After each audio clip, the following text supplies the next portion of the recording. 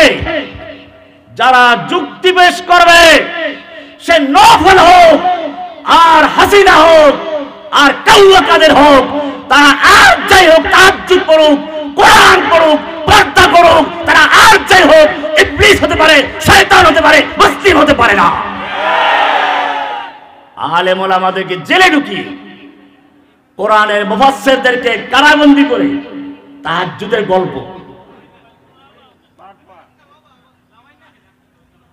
যুগে যুগে আবু জাহলরা এই কারবারগুলোই করেছে। লা ইলাহা ইল্লাল্লাহ হুকুম চলবে কার? শুধু কি মসজিদে, না ব্যাংকেও, না আদালতেও? সংসদে কার হুকুম চলবে? গণভবনে কার হুকুম চলবে? قل إن صلاتي ونسكي ومحياي ومماتي لله رب العالمين। বলো আমার সালাত, আমার কুরবানি, আমার ত্যাগ, আমার জীবন, আমার মরণ সব কার জন্য? লিল্লাহি রাব্বিল আলামিন, এক মহান রবের জন্য, যিনি গোটা জগৎ সমূহের রব। আল্লাহর জন্য। কার জন্য? আমি আমার স্ত্রীকে ভালোবাসবো কার জন্য? কেন? আল্লাহর নাম নিয়ে বিয়ে করেছি, আল্লাহকে সাক্ষী রেখে বিয়ে করেছি। আমি আমার সন্তানকে ভালোবাসবো কার জন্য? আমি আমার মা বাপকে ভালোবাসবো কার জন্য? ও যুবকেরা, ভালো করে বুঝে রেখো, মা বাপ বুড়া হয়ে গেলে দোয়া করায় হুজুরদেরকে নিয়ে, হুজুর একটু খতমে খাজে গান পড়েন, খতমে নুজ পড়েন, হায়াত থাকলে আল্লাহ বাঁচাই দেয় যেন, আর হায়াত না থাকলে যেন আল্লাহ নিয়ে যায় ইমানের সঙ্গে। কি সুন্দর দোয়া! আল্লাহ কি দোয়া করতে বলেছেন? মা বাবার খেদমত করাকে আল্লাহ কত গুরুত্ব দিয়েছেন শুনুন। কোরআন বলছে ওয়া কাদা রাব্বুকা আল্লা তা'বুদু ইল্লা ইয়্যাহ। আল্লাহ রাব্বুল আলামিন বিচার করে দিয়েছেন, ফয়সালা করে দিয়েছেন, সিদ্ধান্ত দিয়েছেন। ওয়া কাদা রাব্বুকা, তোমার রব ঘোষণা করে দিয়েছেন, আল্লাহ তা'বুদু ইল্লা ইয়্যাহ, এক আল্লাহর ইবাদত করবে, এছাড়া কারো ইবাদত করবে না। প্রথম কাজ এটা। এরপরেই সঙ্গে সঙ্গে বলেছেন ওয়াবিল ওয়ালিদাইনি ইহসানা, খবরদার পিতামাতার সঙ্গে সৌজন্যমূলক আচরণ করো, ভালো ব্যবহার করো। কে বলেছেন? এ পর্যন্ত বলেই ক্ষান্ত করেন নাই। ইম্মা ইয়াবলুগান্না ইনদাকাল কিবারা আহাদুহুমা আও কিলাহুমা, যদি তোমার পিতামাতা উভয়জন বা কোনো একজন যদি তোমার কাছে বৃদ্ধ অবস্থায় উপনীত হয়, বার্ধক্যে উপনীত হয়, চলাফেরা করতে পারে না, কথা বললে বুঝে না, খাওয়া দাওয়া ভুলে যায়, বারবার খেতে চায় বাচ্চার মতো। ও আজকের যুবক, তুমি জেনে রাখো, তুমি যখন শিশু ছিলে তখন তুমি তোমার আব্বার হাত ধরে বাজারে গিয়েছো, সেকেন্ডে 10 বার জিজ্ঞেস করো আব্বু এটা কি, ওটা কি, ওটা কি। আব্বু উত্তর দিচ্ছেন, একের পর উত্তর দিয়ে যাচ্ছেন, কোনো বিরক্তি নেই।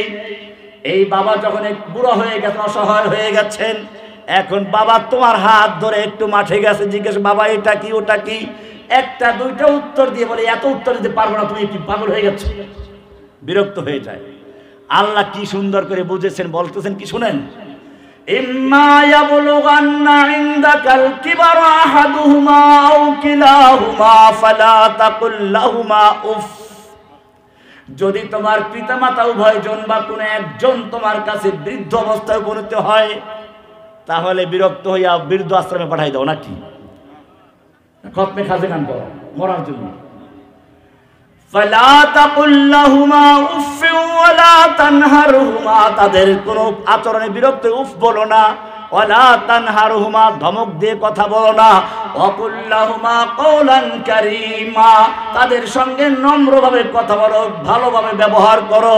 আখফিদ লাহুমা জানাহাদ যুল্লি মিনার রাহমাহ, এখন একা একা চলতে পারে না, খেতে পারে না, উঠতে পারে না, বসতে পারে না, একটু তোমার খেদমতের ডানাটা বিছিয়ে দাও, দয়ার ডানাটা বিছিয়ে দাও। আখফিদ লাহুমা জানাহাদ যুল্লি মিনার রাহমাহ ওয়া কুর রাব্বিরহামহুমা কামা রাব্বায়ানি সাগীরা, বলো রাব্বিরহামহুমা। কি সুন্দর শিখানো দোয়া! কার শিখানো দোয়া? নাকি মুর্দার নামে খতম পড়াবার দোয়া? আমাদের দেশে মানুষ মরলেই করে কি, কিছু লোক ডেকে নিয়ে আসে খতম পড়ায় টাকা দিয়ে। টাকা দিয়ে খতম পড়ানো জায়েজ না হারাম? মনে রাখবেন, জানাজা পড়া, এরকম দোয়া করা মৃত্যু ব্যক্তি, যেগুলো মানুষের হক। তাফসিরে মাআরিফুল কোরআন মুফতি শফি রহমাতুল্লাহ আলাইহির লেখা, ইসলামিক ফাউন্ডেশন থেকে বাংলা অনুবাদ করেছে। সূরা বাকারার 41 নম্বর তাফসীর খুলে দেখবেন, পরিষ্কার লেখা আছে, মৃত্যু ব্যক্তির ইসালে সওয়াবের জন্য পয়সার বিনিময়ে, পারিশ্রমিকের, ভালো শুনবেন, পারিশ্রমিকের বিনিময়ে খতমে কোরআন, দোয়া, ওজিফা সম্পূর্ণ হারাম। যে পড়ে সেও হারাম কাজ করে, যে পড়ায় সেও হারাম কাজ করে। চলছে, নিজেরা দোয়া করবেন। কি দোয়া আল্লাহ শিখাচ্ছেন? ওয়াকুর রব্বির হামহুমা কামা রব্বায়ানি সগীরা। ও রব্বুল আলামিন, তুমি আমার পিতা মাতার প্রতি সেইভাবে দয়া করো, করুণা করো, আদর সোহাগ দিয়ে লালন পালন করো, যেরকম ভাবে তারা দুজন আমাকে শিশু অবস্থায় আদর সোহাগ দিয়ে লালন পালন করেছেন। জয় বলুন সুবহানাল্লাহ। কে শিখিয়েছেন? নাকি বৃদ্ধাশ্রম পাঠাবেন, নাকি খতম পড়াইবেন তাড়াতাড়ি মরার জন্য? আমি বলছিলাম, বাপকে ভালোবাসবো কার জন্য? কার জন্য? স্ত্রীকে ভালোবাসবো কার জন্য? পাড়া প্রতিবেশীকে ভালোবাসবো কার জন্য? কুল ইন্না সালাতি ওয়া নুসুকি ওয়া মাহইয়ায়া ওয়া মামাতি লিল্লাহি রাব্বিল আলামিন। বলো, আমার সালাত, আমার কুরবানি, আমার জীবন, আমার মরণ সব কার জন্য? হুয়াল আউয়াল ওয়াল আখির ওয়াল যাহির ওয়াল বাতিন। আমার প্রকাশ্যে, আমার গোপনে, আমার সবকিছুকে, সবকিছুকে। ইয়াকা না'বুদু ওয়া ইয়াকা নাস্তাঈন। ও রব্বুল আলামিন, আমি তোমার গোলাম আর তুমি আমার মালিক। তোমার আমার সঙ্গে গোলাম আর মালিকের সম্পর্ক। আমার মালিক কে? আমার মালিক কে? বাকি সব গোলাম, সবে কর কি? তুমি আমি গোলাম, ওলিয়া উলিয়াও গোলাম। কার গোলাম? দেওয়ার মালিক কে? নবী রাসূল কার গোলাম? ওয়া আশহাদু আন্না মুহাম্মাদান আবদুহু ওয়া রাসূলুহু। সাক্ষী দেই কিনা? ওয়া আশহাদু, আমি সাক্ষ্য দিচ্ছি, আন্না মুহাম্মাদান, নিশ্চয় মুহাম্মদ সাল্লাল্লাহু আলাইহি সাল্লাম, আব্দুল্লাহ ওয়া রাসূলুহু, আল্লাহর বান্দা এবং আল্লাহর রাসূল। আল্লাহর কি? না আল্লাহর পুত্র, না আল্লাহর অংশ? আবদুহু ওয়া রাসূলুহু। নবী রাসূল যদি আল্লাহর গোলাম হয়, তুমি আমি কার গোলাম? এক ভিক্ষুক আর এক ভিক্ষুকের কাছে ভিক্ষা চায় না, ঠিক কিনা? ভিক্ষা চায় নাকি? আল্লাহ রাব্বুল আলামিন বলেন, ইয়া আইয়ুহান নাস আনতুমুল ফুকারাউ ইলাল্লাহ। ও বিশ্ব মানুষেরা শুনে রেখো, আনতুমুল ফুকারাউ ইলাল্লাহ, তোমরা সব আল্লাহর দরবারে ফকির। কার দরবারে ফকির? তোমাদের আমির ফকির, তোমাদের আমির ফকির, মামুর ফকির, ইমাম ফকির, মুক্তাদি ফকির, রাজা ফকির, প্রজা ফকির, পীর ফকির, মুরিদ ফকির, নবী ফকির, উম্মত ফকির।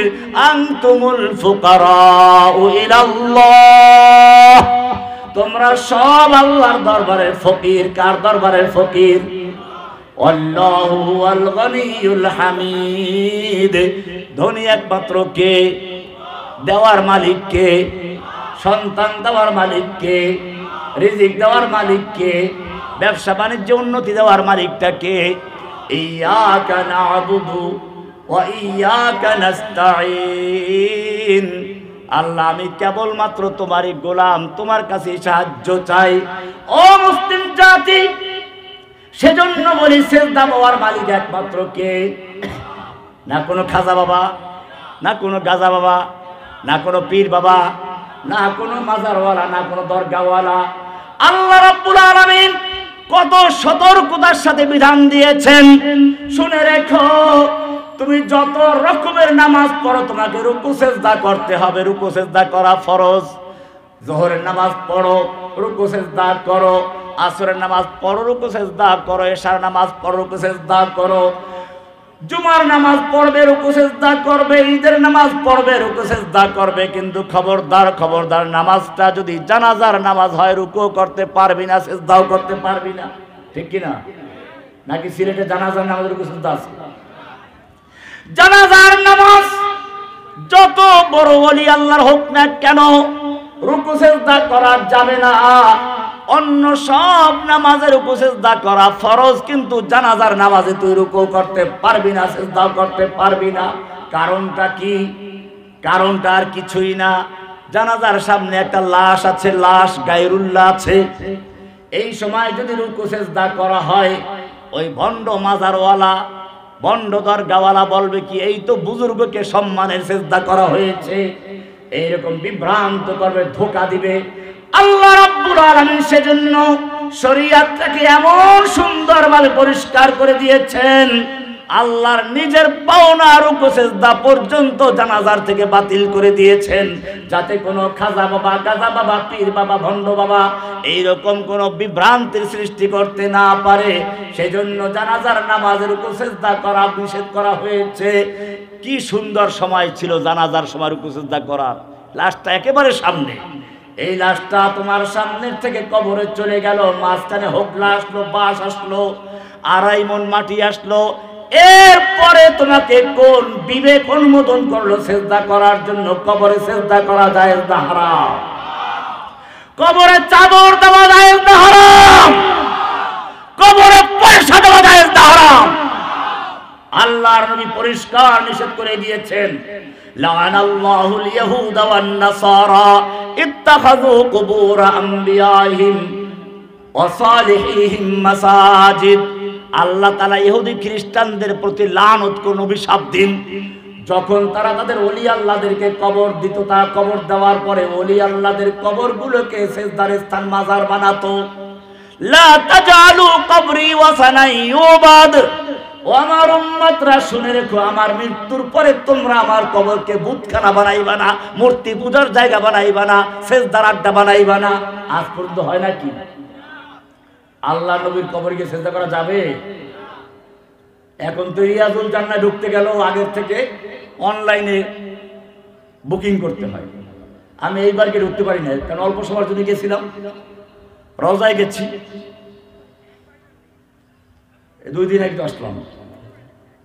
তো বলা হচ্ছে যে আপনি আল্লাহর নবীর কবরে যান, সেইখানে গিয়ে সিজদার সুযোগ নেই, টাকা পয়সা দেওয়ার সুযোগ নেই। আপনি সামনে বের হয়ে যান, জান্নাতুল বাকি কবরস্থান রয়েছে, মক্কার মুআল্লা কবরস্থান রয়েছে, জান্নাতুল মুআল্লা বলেছে তাকে আমাদের দেশের মানুষ।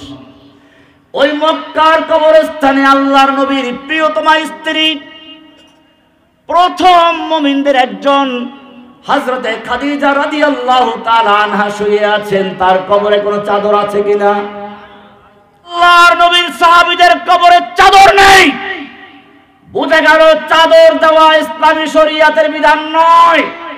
যদি কবরে চাদর দেওয়া কোনো ভালো কাজ হতো, আল্লাহর নবীর স্ত্রী খাদিজার কবরে, আল্লাহর নবীর মেয়ে ফাতেমার কবরে, আল্লাহর নবীর সাহাবী উসমানের কবরে, আল্লাহর নবীর সাহাবী হামজার কবরে মানুষ সুতার চাদর নয়, নিজের কলিজা ছিঁড়ে তা দিয়ে চাদর বানাবার মতো লক্ষ লক্ষ মুসলমান দুনিয়াতে মজুদ আছে। কিন্তু চাদর আছে। বোঝা গেল তাওহীদ ক্লিয়ার রাখতে হবে। লা ইলাহা, আল্লাহ ছাড়া কোনো ইলাহ নেই, কোনো মাবুদ নেই, কোনো সিজদার উপযুক্ত নেই। সিজদার উপযুক্ত কে?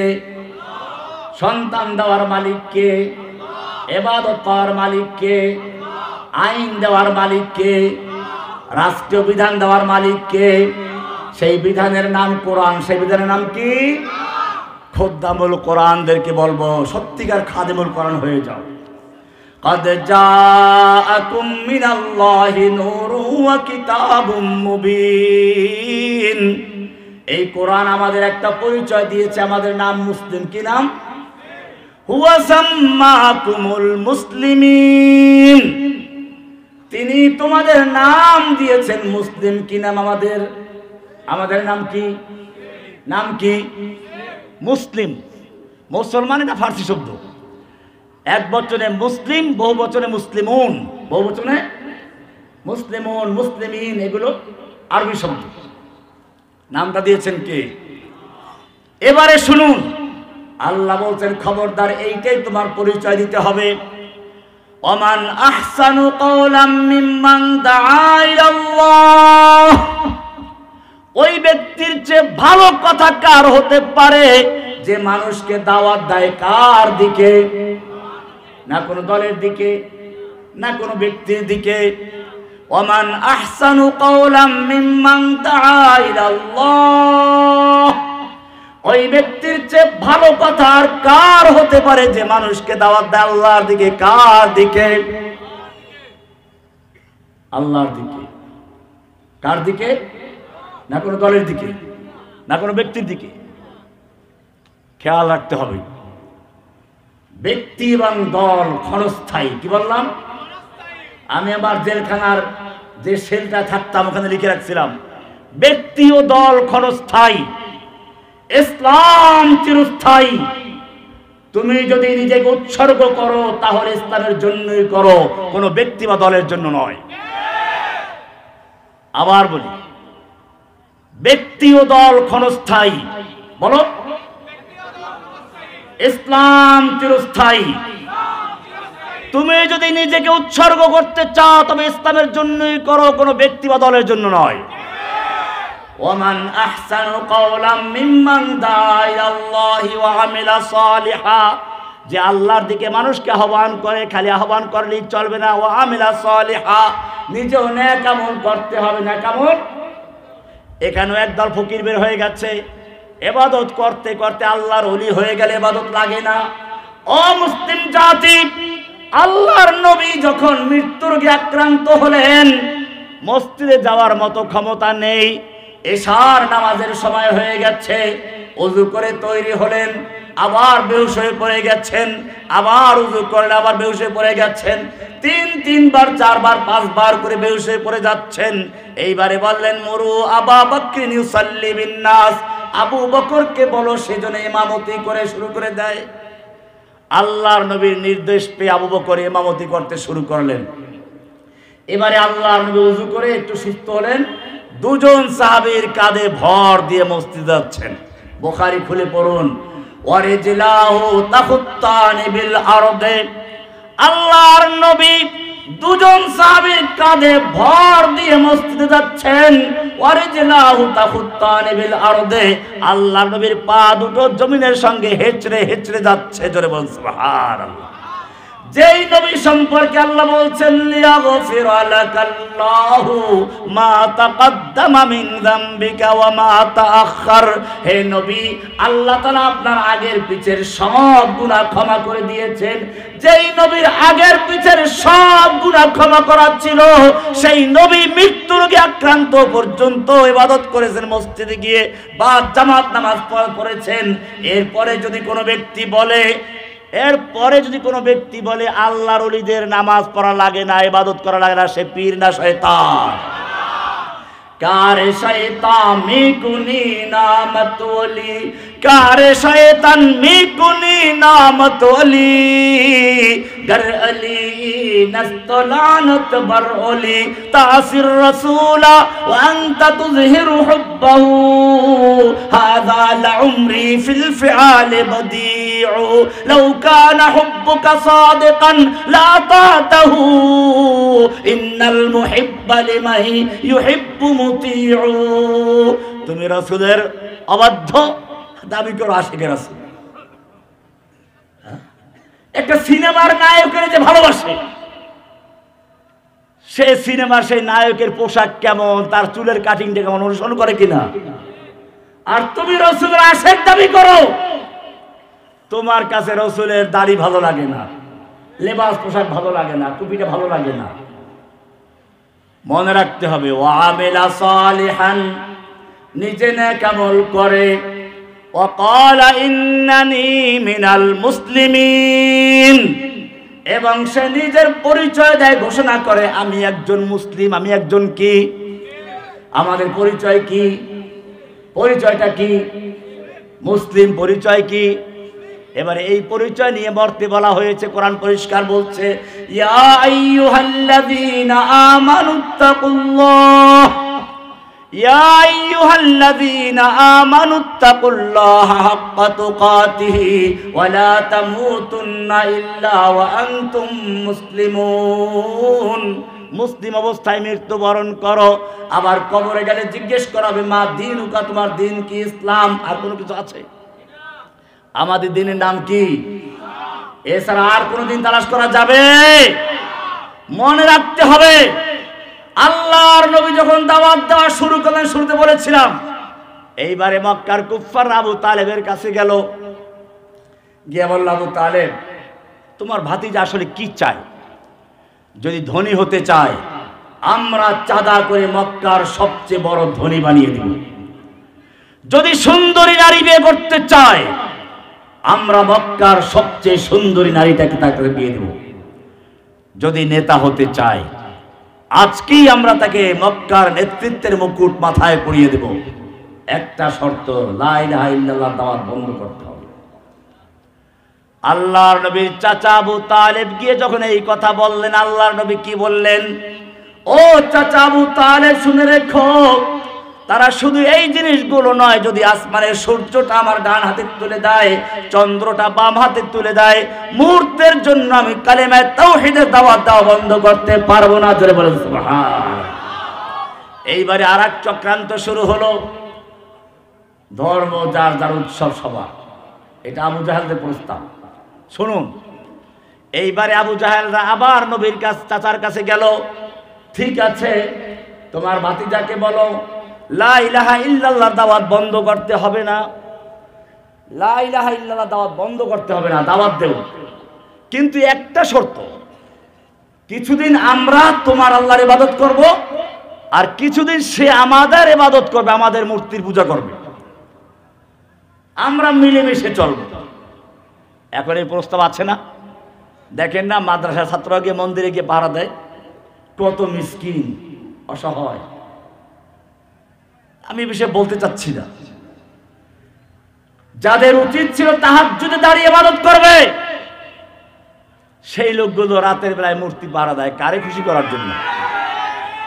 उनको तहजीब ने हर बंद से आजाद किया, उनको तहजीब ने हर बंद से आजाद किया, लेके काबे से सनम खाने में आबाद किया।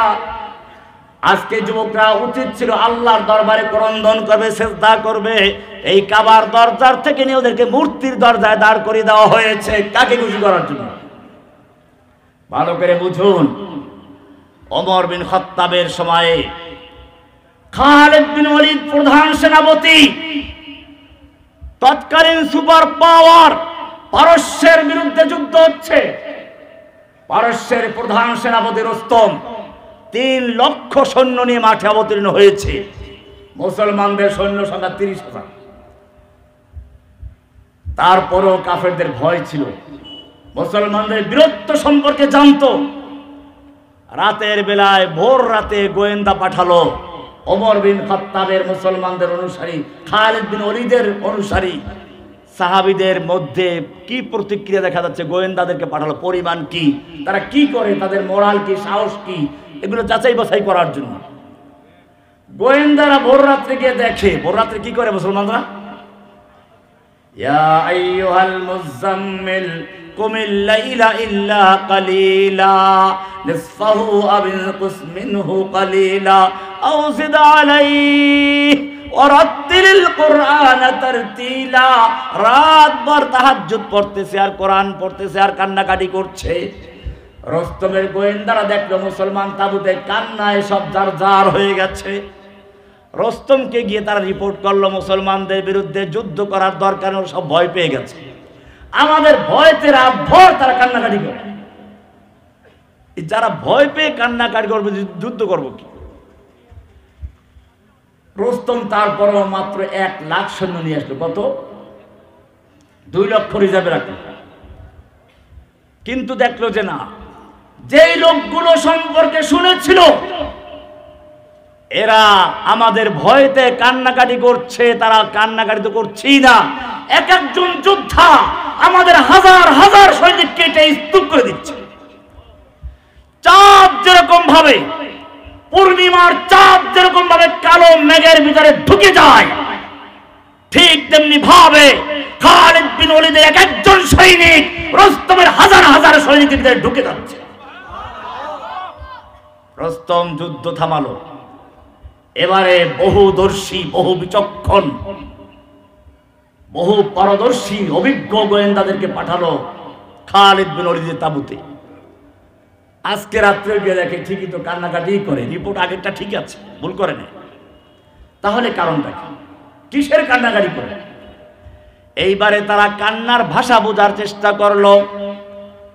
এবারে তারা বুঝতে পারলো মুসলমান সৈনিকরা কান্দে ঠিকই, কিন্তু আমাদের ভয়তে না। তারা কান্নাকাটি করে সেই ওয়ালিল্লাহ সালাতি ওয়া নুসুকি ওয়া মাহইয়ায়া ওয়া মামাতি লিল্লাহি রাব্বিল আলামিন ইয়্যাকা না'বুদু ওয়া ইয়্যাকা নাস্তাঈন। তারা কান্নাকাটি করে বলছে, রব্বুল আলামিন, আমরা তো তোমারই গোলাম, আমাদের একটা মাত্র জীবন, আমি যুদ্ধ করতে করতে যেন সেই জীবনটা তোমার রাস্তায় শহীদ করে দিতে পারি, আবার জীবিত হই, আবার শহীদ হয়ে যাই। তুমি আমাকে এমন ভাবে শাহাদাতের মর্যাদা দান করো, আমার দেহ যেন টুকরো টুকরো হয়ে যায়, জানাজা দেওয়ার প্রয়োজন না হয়, কবর দেওয়ার প্রয়োজন না হয়। কিয়ামতের মাঠে যখন সবাই উঠবে ল্যাংটা হয়ে, সেই সময় আমি যেন শহীদের কাপড় চোপড় নিয়ে উঠতে পারি, সেই তৌফিক আমাকে দান করো। শহীদরা কিয়ামতের মাঠে কেমনে উঠবে? শহীদরা কিয়ামতের মাঠে যেই পোশাকে মারা গেছেন সেই পোশাক নিয়ে উঠবে। কোন আল্লাহর ওলিকে ওই পোশাক দিয়ে দাফন করা যাবে? মরজে পোশাকে নতুন পোশাক দেওয়া হয়, কিন্তু শহীদরা যেই পোশাকে মারা যাবে ওই পোশাকে দাফন হবে, তাদের গোসল দেওয়া যাবে না। কারণটা কি জানেন? আল্লাহ রাসূল বলেছেন, কিয়ামতের মাঠে যখন শহীদরা হাজির হবে, তাদের জখমগুলো তাজা হয়ে যাবে, ইয়াসউবু দামান, রক্ত ঝরতে থাকবে, লাউনুহু লাউনুদ দাম, রক্তটা ঘেরা, রংটা হবে রক্তের রং, ওয়া রিহুহু রিহুল মিসক, ঘ্রাণটা হবে মিসক আম্বারে ঘেরানো। এই দোয়া করছে। এইবারে রুস্তমের গোয়েন্দারা গিয়ে রুস্তমকে বলল, রুস্তম, মুসলমানদের বিরুদ্ধে যুদ্ধ করে জয়লাভ করার স্বপ্ন দেখো না। রুস্তম জিজ্ঞেস করলো, ব্যাপার কি? মুসলমানদের সৈন্য আমাদের চেয়ে বেশি? বলে, না না, আমাদের চেয়ে অনেক কম। বলে, তাহলে কি ওদের গায়ে শক্তি খুব বেশি? বলে, না, ওরা তো জীর্ণ শীর্ণ রুটি খায়। বলে, তাহলে কি ওদের অস্ত্র অনেক বেশি? বলে, না, ওদের তো অস্ত্রও নেই। রুস্তম রেগে গেল, অস্ত্র আমার বেশি, সৈনিক আমার বেশি, শক্তি আমার সৈনিকদের গায়ে বেশি, আমাকে কেন ভয় দেখাচ্ছ? কেন আমার সাহস ভেঙে দিচ্ছ?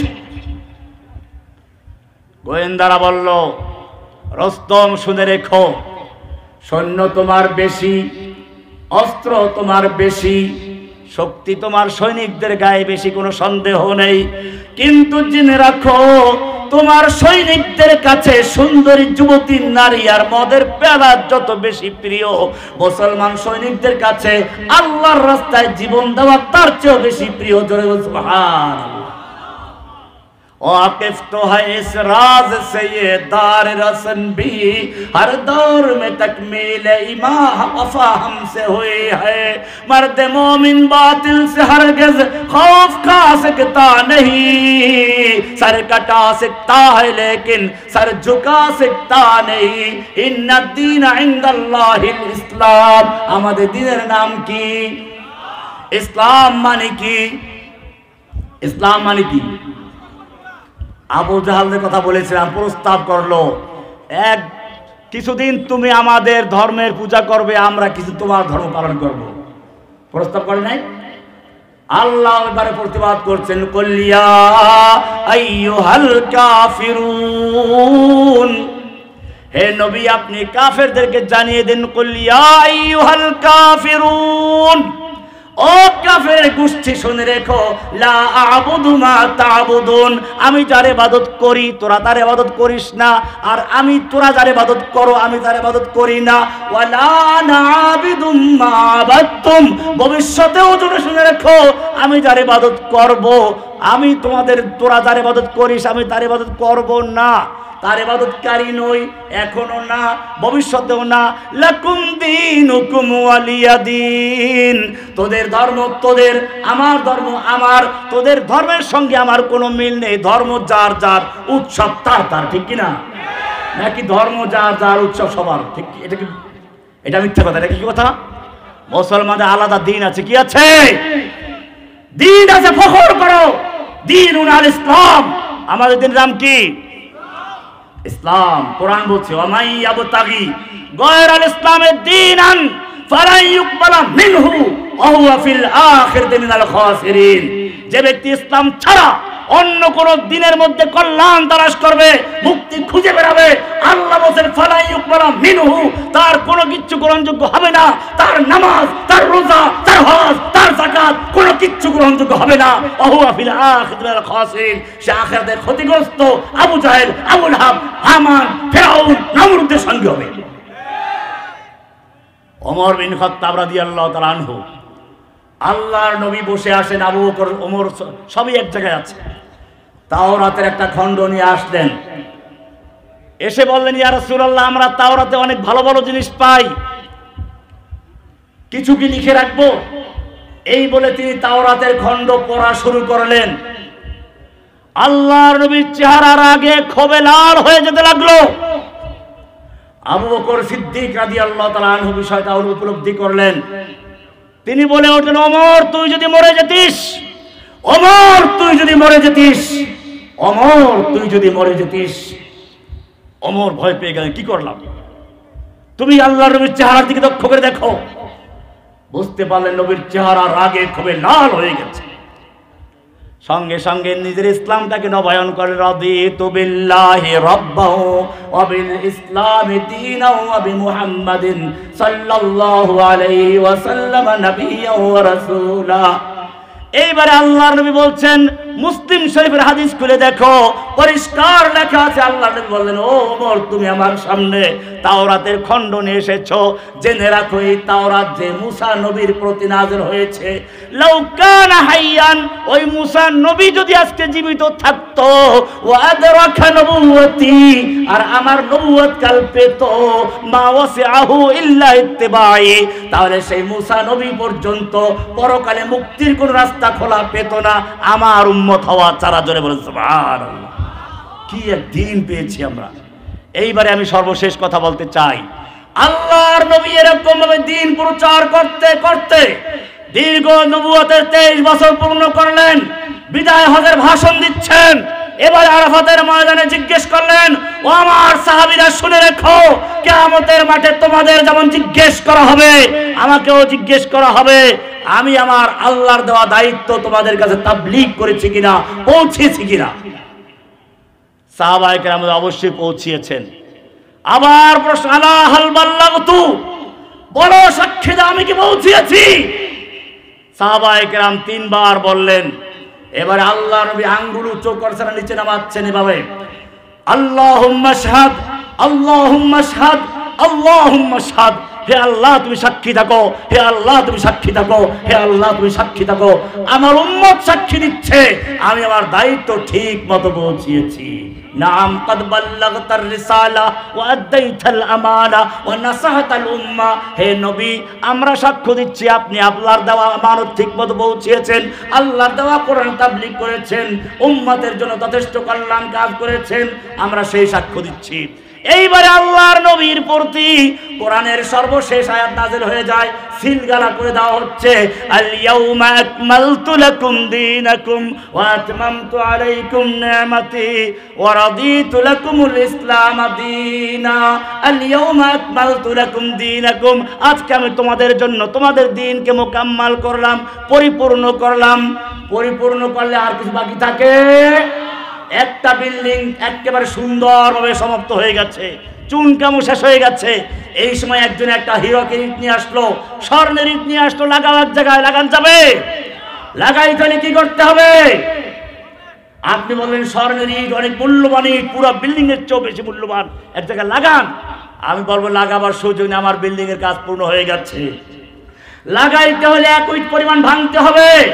আল্লাহ তাআলা জানিয়ে দিলেন, আল ইয়াউমা আকমালতু লাকুম দীনাকুম, আজকে আমি তোমাদের জন্য তোমাদের দ্বীনকে পরিপূর্ণ করে দিয়েছি। ওয়া আতমামতু আলাইকুম নি'মাতি, আমার নিয়ামত তথা ওহীর ধারা আমি সমাপ্ত করে দিয়েছি। ওয়া রাদিতু লাকুমুল ইসলাম দীনা, কিয়ামত পর্যন্তের জন্য দ্বীন হিসাবে আমি ইসলামকে মনোনীত করেছি। জোরে বলুন সুবহানাল্লাহ। ইসলাম পূর্ণ হয়ে গেছে, ইসলামের বিল্ডিং পূর্ণ হয়ে গেছে। এরপরে আর নতুন কিছু লাগানো যাবে? নতুন কিছু লাগালে সেগুলো ইসলাম হবে না বিদআত হবে? সুতরাং মনে রাখবেন, এরপরে আল্লাহর নবী ওই দাগ দিয়ে বললেন, সোজা দাগ দিলেন, ডানে বামে অনেক দাগ দিলেন, দাগ দিয়ে বললেন এই সোজা রাস্তা হচ্ছে আল্লাহর রাস্তা, ডানে বামে অনেক রাস্তা শয়তানের রাস্তা। যখন কোনো ব্যক্তি সিরাতে মুস্তাকিমে চলতে চায়, সোজা রাস্তায় চলতে চায়, শয়তানকে এই তরিকায় ঢোকো, ওই তরিকায় ঢোকো, এই তরিকায় ঢোকো।